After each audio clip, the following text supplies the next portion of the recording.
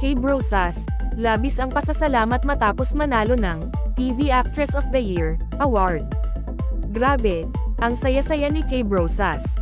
Na-overwhelm siya sa mga blessings na natatanggap niya ngayon, lalo na nang maproklama siyang TV Actress of the Year sa 10th Platinum Stallion Media Awards. Ang galing-galing niya, pati sa drama, nag-shine talaga siya. Pati ang mga tao, nagulat at tuwang-tuwa sa kanya. Kilala si Kay sa kanyang nakakahawa na energy at sa sobrang galing niyang magpatawa. Pero, alam mo ba, marami rin siyang pinagdaanan this past year. Napakahirap ng taon na ito, sabi niya, pero sobrang bait ni Lord.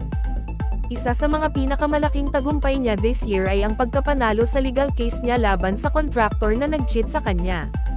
Grabe, nag-celebrate talaga siya. Tapos, bumalik pa siya sa Singgaling, ang popular na videoke game show sa TV5. Pati mga fans niya, sobrang happy dahil nakabalik na siya. Pero, alam mo ba, kahit na sobrang tagumpay na ngayon ni Kay, napaka-humble niya.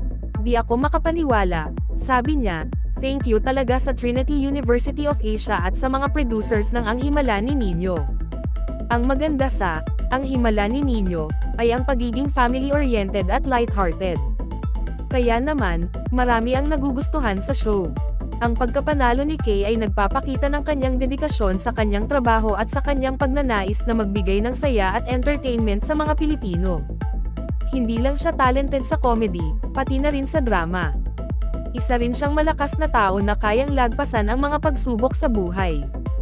Ang award na ito ay isang patunay ng kanyang sipag, talento, at dedikasyon sa pag-aliw at pag-inspire sa mga tao.